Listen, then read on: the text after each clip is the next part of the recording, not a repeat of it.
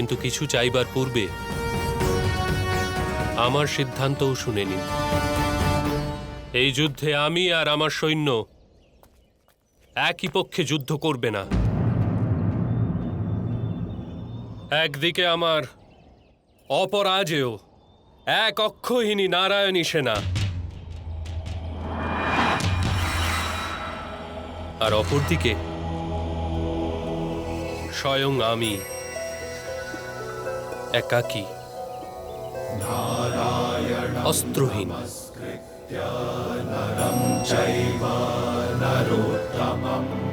বলো পার্থ, কি চাইছো? আমার নির্বাচন তো স্পষ্ট মাধব। আমি আপনাকে ভিক্ষা চাইছি মাধব।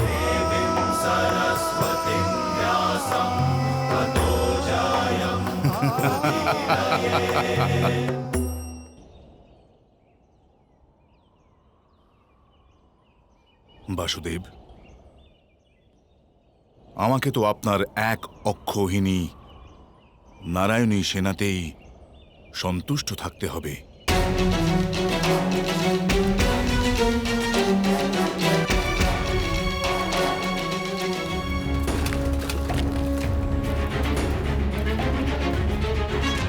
ক্ষমা করবেন, আপনাকে বিজয়ের শুভকামনা দিতে অক্ষম আমি ভ্রাতাশ্রী। আমি এখন বিরুদ্ধ পক্ষে রয়েছি। আপনি আমাদের বিপুল সংখ্যায় নারায়ণী সেনা দান করে বিজয়ের মার্গ প্রদর্শন করিয়েই দিয়েছেন বাসুদেব।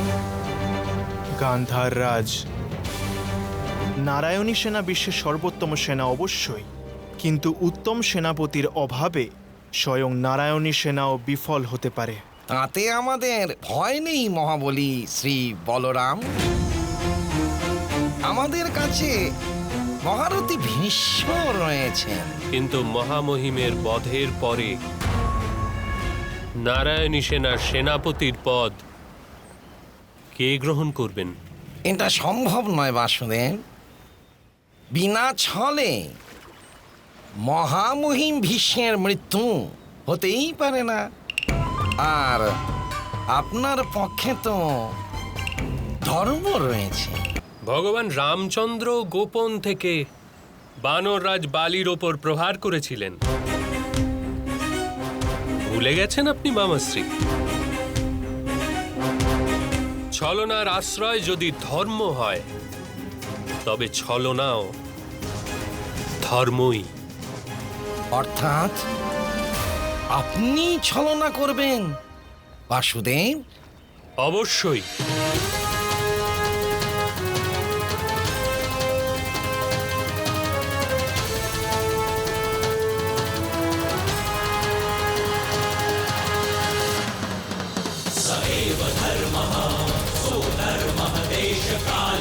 মহারথী ভীষ্ম,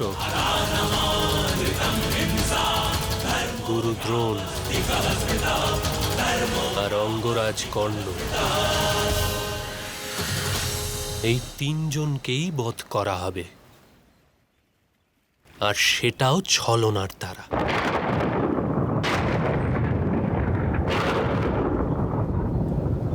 আমাদের কাছে এখন 10 অক্ষৌহিনী সেনা একত্রিত হয়েছে,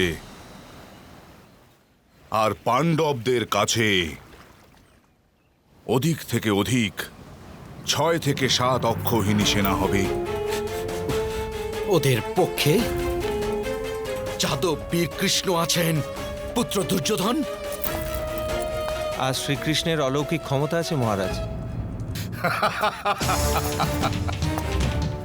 ব্যর্থ প্রচারে সব মহামন্ত্রী কে দেখেছে সেই সব অলৌকিক ক্ষমতা? আপনি সৈন্যবলের ভরসায় বিজয়ের কামনা করছেন, কিন্তু এ কথা ভুলে যাচ্ছেন যে বায়সের সেনাদলের ওপর যদি গরুরের ছায়া পড়ে, তবে সেই সেনা ভয়ভীত হয়ে সেখান থেকে পলায়ন করে। আপনি যে গরুরের কথা বলছেন মহামন্ত্রী, ও স্বয়ং নিজের চঞ্চু ও নখ ত্যাগ করেছে। বাসুদেব এই যুদ্ধে অস্ত্র তুলবেন না, একথা সবাই জানে। এখন শত্রুর সামর্থ্য নিয়ে ভেবে ভয় ভীত হওয়ার সময় নয়, বরং নিজের সামর্থ্যের পরীক্ষা করে নিজের আত্মবিশ্বাস বৃদ্ধি করার সময়। পাণ্ডবদের পক্ষ থেকে আহ্বান এসে গেছে মহারাজ। যুদ্ধের তিথিও নিশ্চিত করে দিয়েছে তারা। পাণ্ডবরা আপনার কাছে উত্তর চেয়েছে মহারাজ, যুদ্ধ অথবা বশ্যতা শিকার। বশ্যতা শিকার অসম্ভব মিত্রকর্ণ, এ অসম্ভব। দাঁড়াও পুত্র দুর্যোধন, ওদের উত্তর দেওয়ার পূর্বে সলা পরামর্শ করা অতি আবশ্যক। সিদ্ধান্ত সিদ্ধান্ত নেওয়ার সময় কোথায় পিতাশ্রী? না পুত্র, এই তিথি আমার পুত্রদের জন্য সৌভাগ্যপূর্ণ হবে কিনা তা আমি জানি না। মহামন্ত্রী, মহর্ষি জৈমিনী অপেক্ষা বড় জ্যোতিষী সমগ্র আর্যাবর্তে আর কেউ নেই। ওনাকে শীঘ্রই নিমন্ত্রণ পাঠাও। ঠিক আছে মহারাজ। সম্রাজ্ঞী প্রসন্ন হন। রাজকুমার অর্জুন এবং বাসুদেব কৃষ্ণ আর কিছুক্ষণের মধ্যেই বিরাটনগরে আসছেন। আরতির থালা নিয়ে এসো দাসী। আমার তরফ থেকে নগরে স্বর্ণ আর ধান দান করা হোক সকলকে। আপনার পঞ্চপুত্র তো পদার্পণ করছে সম্রাজ্ঞী। পিতাশ্রীর সংবাদ এসেছে, শীঘ্রই সৈন্য সমেত এখানে পদার্পণ করবেন। রাজকুমার অভিমন্যু চর্চা সমগ্র রাজভবনে হচ্ছে সম্রাজ্ঞী। আর শীঘ্রই সমগ্র আর্যাবর্তে হবে তার চর্চা। গান্ডীবধারী অর্জুনের পুত্র সে, গোবিন্দের ভগিনী সুভদ্রার সন্তান, আমার পঞ্চপুত্রের ভাই সে। যাজ্ঞসেনী পাঞ্চালী মাতা হয় তার। কিন্তু আপনার পুত্র তো নয়, নিজের সন্তান নিজেরই হয়। অপর স্ত্রী যে সন্তানকে জন্ম দেয় তার স্নেহ আমাদের কখনো প্রাপ্তি ঘটে না। যদি আপনার জন্য কেউ ত্যাগ করে তবে তারা হলো আপনার পঞ্চপুত্র, অভিমন্যু নয়।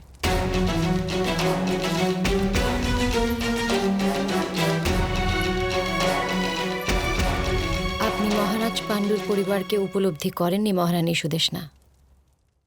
ত্যাগ আর ধর্ম এই বংশের রক্তে প্রবহমান।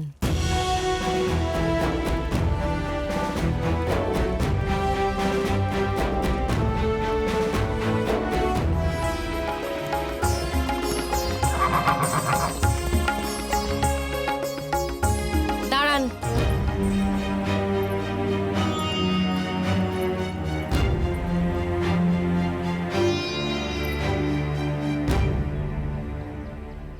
প্রবেশের পূর্বে উত্তর দাও, বাস্তবে কে আসলে তুমি?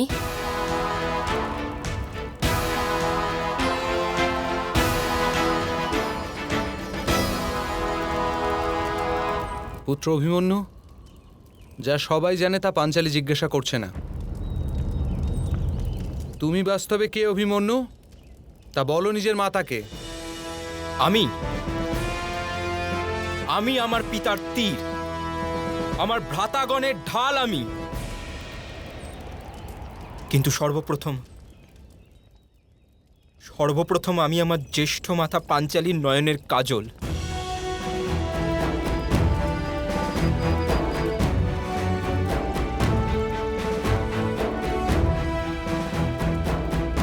যখনই তার নয়নে অশ্রুপাত হবে,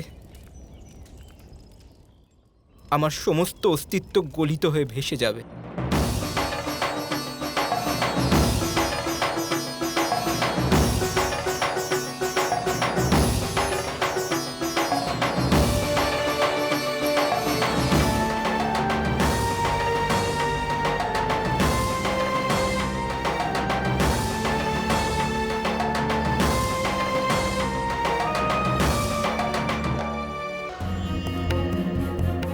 যুগ পরিবর্তন সর্বদা বিধ্বংস দ্বারা আরম্ভ হয় মহারাজ। কিন্তু কাদের বিধ্বংস হবে? আমার পুত্রদের কি হবে? যদি আপনার পুত্ররা ঈশ্বরের ত্যাগ করে ঐশ্বর্যের মোহ করে থাকে, তাহলে তাদের বধ নিশ্চিত মহারাজ। তাৎপর্য,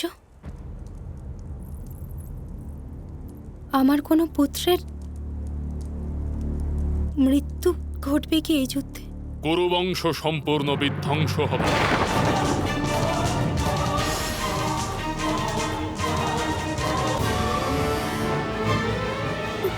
পুত্রদের জীবিত রাখার কিছু তো উপায় হবে মহর্ষি।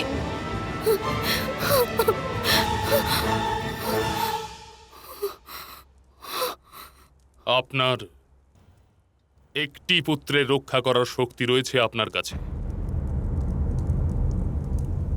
আপনি আপনার কোনো এক পুত্রকে জীবনদান দিতে পারেন মহারানী।